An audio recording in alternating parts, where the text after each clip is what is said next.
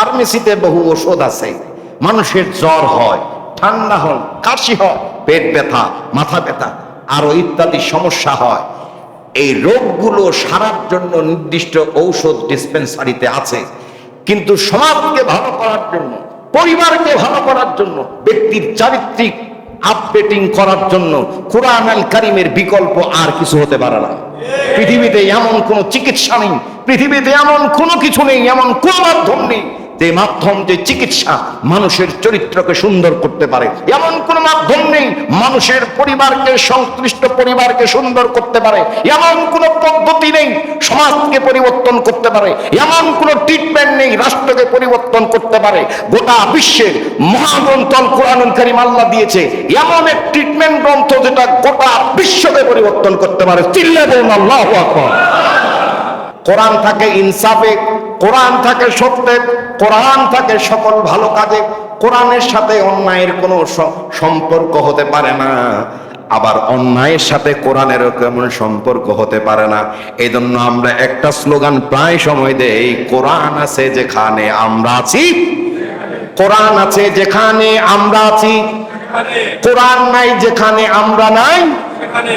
এই কথার সাথে একমত তো আমরা?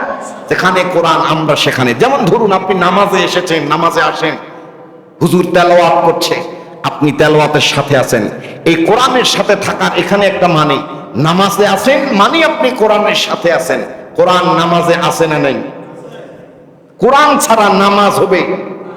নামাজের ভিতরে যদি কোরআন বাদ দিয়ে অন্য কিছু তেলাওয়াত শুরু করে দেয়, নামাজ কি হবে?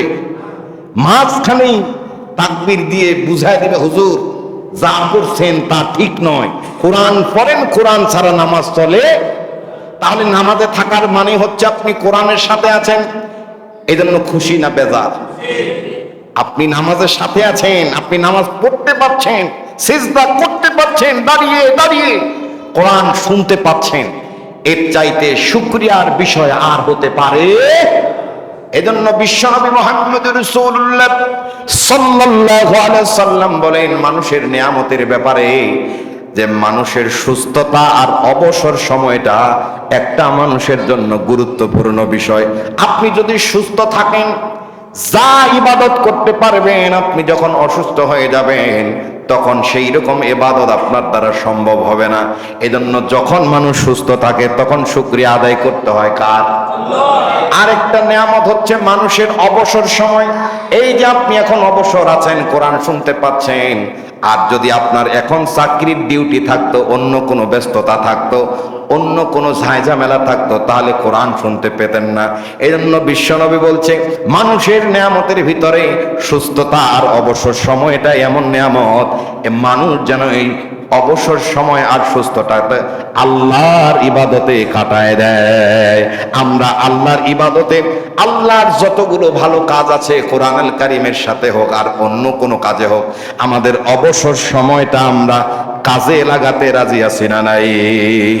ইনশাআল্লাহ। আল্লাহ আমাদেরকে কোরআনের সাথে যেন কবুল করেন। আরো জোরে বলেন। এবার আসেন আমার বন্ধুগণ, আপনি যে কোরআনের কথা শুনতে এসেছেন, বিশ্বনবী মুহাম্মদুর রাসূলুল্লাহ সাল্লাল্লাহু আলাইহি সাল্লাম বিদায় হজের ভাষণে বক্তব্যের শেষের দিকে তিনি বলেছিলেন, তারাকতু ফীকুম আমরাইন লাম তাদিল্লু মা তামাসসাকতুম বিহিমা কিতাবাল্লাহি ওয়া সুন্নাত রাসূলি। বিশ্বনবী বলেন তোমাদের জন্য দুইটি জিনিস আমি রেখে যাচ্ছি, মানব জাতির জন্য দুইটি জিনিস রেখে দেওয়া হলো। একটা হচ্ছে আল্লাহর কিতাব তথা কোরআন আল কারীম, আরেকটা হচ্ছে নবীর আদর্শ তথা সুন্নাহ, যাকে আমরা হাদিস বলি। মানুষ যদি এই দুইটা জিনিসকে আঁকড়ে ধরে যতদিন থাকবে ততদিন মানুষ ঠিক থাকবে, পথভ্রষ্ট হবে না। যদি কোরআন আর রাসূলের আদর্শকে ভুলে মানুষ অন্য কোনো আদর্শের পিছনে দৌড়ায়, বিশ্বনবীর কথা অনুযায়ী ওই মানুষটা সহজেই পথভ্রষ্ট হয়ে যায়। এজন্য কোরআন আছে যেখানে, মহাকাশ পদার্থ বিজ্ঞান তারা বলছে মানুষের চলাচলের জন্য দিক নির্ণয় করার সিস্টেম আছে না নাই? আরো কথা কেন, আছে না নাই?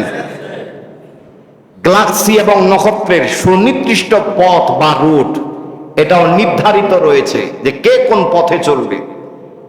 এই পদার্থ বিজ্ঞান থেকে বিজ্ঞান বলছে এইগুলোর যেমন নির্দিষ্ট রুট বা পথ রয়েছে, মানব জাতির সমস্ত কিছু চলার জন্য নির্দিষ্ট রুট রয়েছে, আর সেই রুটের নাম হচ্ছে কোরআনুল কারীম।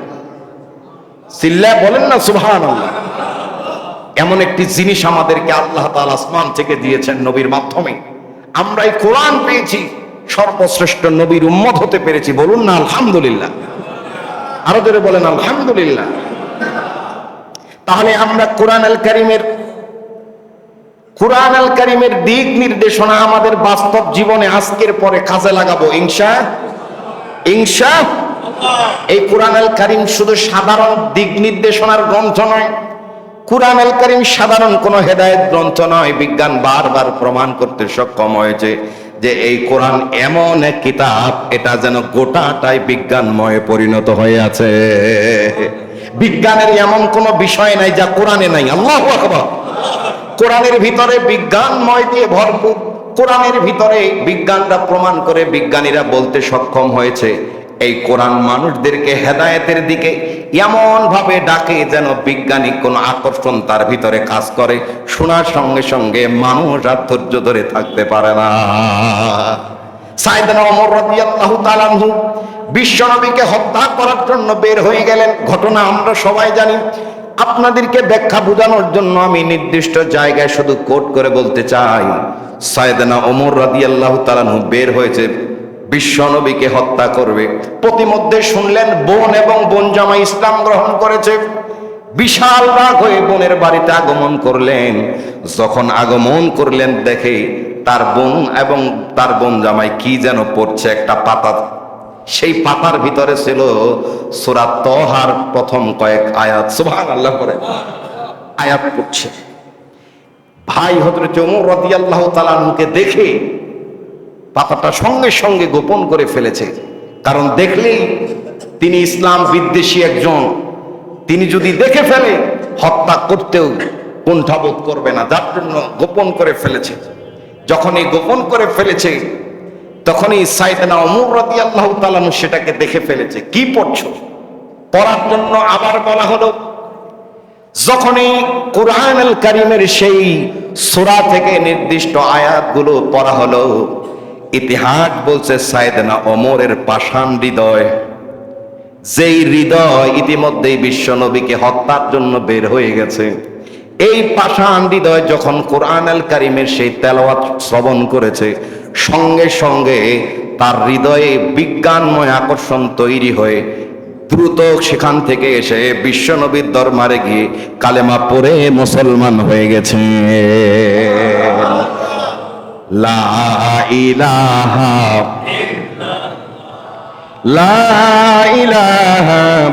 ইল্লাল্লাহ মুহাম্মাদুর রাসূলুল্লাহ সাল্লাল্লাহু। এজন্য প্রথম পয়েন্টে আমরা বুঝলাম যে কোরআনুল কারীমের প্রয়োজন হচ্ছে এমনই মানুষকে ভুল পথ থেকে সরানোর একমাত্র মাধ্যম হচ্ছে তাকে কোরআন শোনা। ঠিক কিনা?